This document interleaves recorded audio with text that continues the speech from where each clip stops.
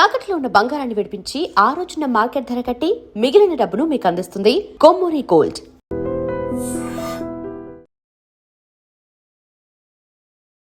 Hello views, welcome to iDream media.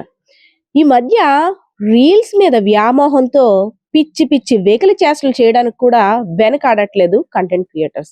ఎందుకంటే ఒకరిని మించి ఒకరి అంటే రీల్స్ లో ఏదో ఒక కంటెంట్ క్రియేట్ చేయాలని పరితపిస్తూ వారు ఏం చేస్తున్నారో వారితో పాటు కుటుంబ సభ్యులకు కూడా అర్థం అవ్వని పరిస్థితి. బెంగళూరులోని వ్యాలీ కవర్ స్టేషన్ పరిధిలో ఉన్నటువంటి ఒక పార్సిల్ కౌంటర్ దగ్గర ఒక వింత సంఘటన అయితే మాత్రం ఎదురైంది ఆ పార్సిల్ కౌంటర్ యొక్క సిబ్బందికి. బెంగళూరుకు సంబంధించిన ఆ ఫ్యామిలీ ఇప్పుడు పండగ కదా, ఉగాది, అదే విధంగా రంజాన్, శ్రీరామనవమి అన్ని వేడుకలు కూడా ఒకేసారి వచ్చేసాయి కదా. మనుషులు వెళ్ళడానికి బస్ టికెట్లు దొరకట్లేదనో, లేదంటే ట్రైన్ టికెట్లు, ఫ్లైట్స్ టికెట్స్ దొరకటం లేదని ఆలోచించి ఏకంగా మనిషినే పార్సిల్ చేసి పంపించేస్తే ఓ పని అయిపోద్ది కదా అనేసి ఆ విధంగా కంటెంట్ క్రియేట్ చేయడం కోసం ఎలాంటి దారుణానికి దిగారు తెలుసా? ఒక ఫ్యామిలీకి సంబంధించిన 5 కుటుంబ సభ్యులు కూడా ఆ రీల్స్ కంటెంట్ చేయడానికి ఇన్వాల్వ్ అయ్యి ప్రతి ఒక్కరితో కూడా తిట్లు కాస్తున్న పరిస్థితి కనిపిస్తుంది.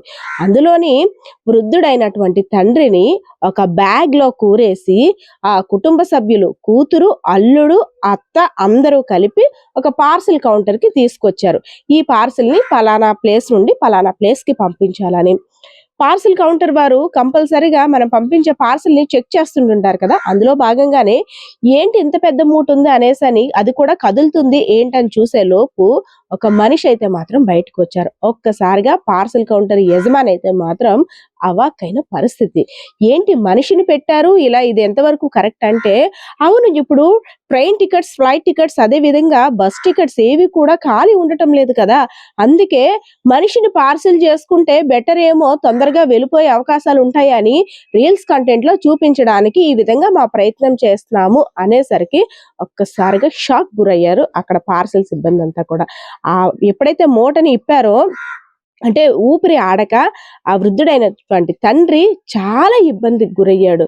సో పిచ్చి పరాకష్ట అంటుంటారు కదా, ఉండొచ్చు పిచ్చి, కానీ మరీ ఇంత దారుణమైన ఘటనలు చూస్తుంటే అసలు ఏమైపోతుందో సమాజం. రీల్స్ మోజులో పడి ఎలాంటి దారుణాలు చేయడానికి కూడా వీళ్ళు వెనకాడటం లేదురా దేవుడా అంటూ కూడా నెటిజన్స్ మండిపడుతున్న పరిస్థితి. అసలు రీల్స్ చూస్తున్న కొద్ది ఎడిక్ట్ అయిపోతున్న వారి సంఖ్య నానాటికి పెరుగుతూనే ఉంది. ఎందుకంటే ఒక 2 నిమిషాలు 3 నిమిషాలు రీల్స్ ఎంటర్టైన్మెంట్ గురించి చూద్దాము అని ఫోన్ పట్టుకుంటే ఇంకా గంటలు, అలా 2-3 గంటలు, 5-6 గంటలు సమయం అనేది ఎంత ఉందో కూడా తెలియకుండానే రీల్స్ లోని మునిగి తేలిపోతున్నారు. సో అలాంటి వారందరినీ కూడా ఆకర్షించడానికి స్పెషల్ కంటెంట్ క్రియేట్ చేయడం కోసం మా ఫ్యామిలీ అంతా కూడా ఇలా రీల్స్ చేయడానికి సిద్ధపడ్డాం అనగానే ఒక్కసారిగా పోలీస్ స్టేషన్ కి అయితే మాత్రం కంప్లైంట్ వెళ్ళింది. పోలీసులు కూడా చడామడా తిట్టేశారు. పోనీ కనీసం కుటుంబ సభ్యులైనా సరే ఏదో తెలుసో తెలియక చేస్తున్నాం, ఇది ఎంతవరకు కరెక్ట్ అమ్మా అని వాళ్ళు కూడా ఎవరైతే కంటెంట్ క్రియేటర్ ఉన్నారో ఆమెను తిట్టే ప్రయత్నం కూడా చెయ్యకపోగా వారు కూడా ఈ రీల్స్ చేసే మోజులో భాగస్వామ్యులు అవ్వడం మాత్రం ప్రతి ఒక్కరిని ఆశ్చర్యానికి గురి చేస్తుంది. సో దీనికి సంబంధించి పోలీసులు కూడా మండిపడ్డారు.